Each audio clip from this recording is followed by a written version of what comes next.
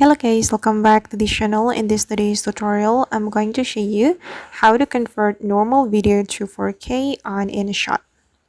Okay, let's get into it guys. I have opened my Inshot application, and first of all, I'm going to open a project I have just created. I'm going to go to the video, and then I'm going to open this project, and for example, I'm going to convert this video to 4K. If we want to convert normal video to 4K, we can apply effect on Inshot. You can go to the effect and then select the effect, and you are going to go to the stylize.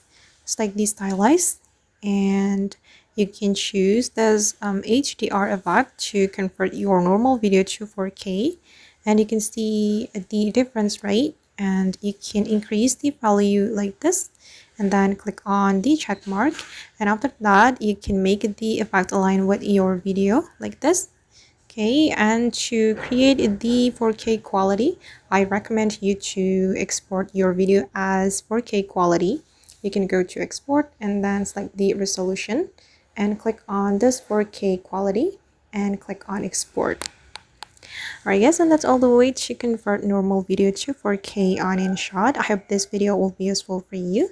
Thank you so much for watching, and see you in the next video.